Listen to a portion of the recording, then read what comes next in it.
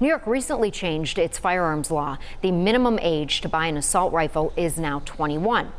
There are also new requirements to get a concealed carry license, including a list of your social media accounts, and you have to also take a firearms safety course before renewing your license. Well, today, Congressman Chris Jacobs announcing new legislation that will be introduced in Washington. It is called the Federal Guns Licensing Act, and he says more needs to be done to prevent mass shootings, like the one where 10 people were killed in the mass shooting at Tops on Jefferson Avenue in Buffalo on May 14th.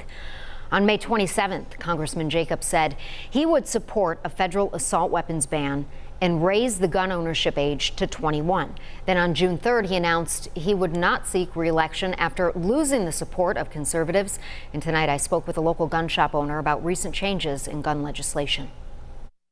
We're also trying to be as informative as possible. Like, some people come in and they're like, well, I'm just hearing about this.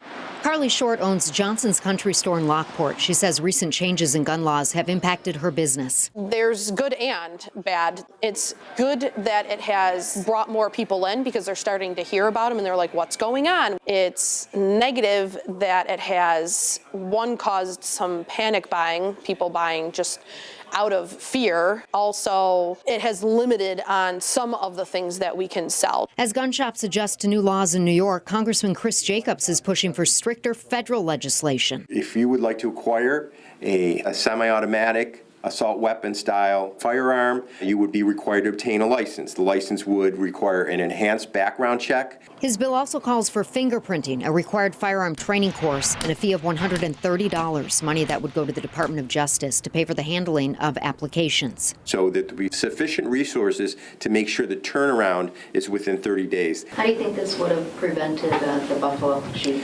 I think that, and I can't predict exactly, but as I said, that Buffalo, Uvalde, and many of these mass shootings, it was very rare, and I'm sure if I look back, we'll find some where somebody had owned a gun for 10 years and decided to do this act. What this would do would take some time for that person to be able to do that. That person would have to go through a safety course, interact with other people. Somebody could say, boy, that person does not look right. As even more gun legislation is debated throughout America, Carly says after 17 years of selling guns and ammunition, she's used to changes in requirements. Yeah, we've definitely adapted, and even though we're sometimes not so happy and maybe a little reluctant to want to do so, it's what we have to do.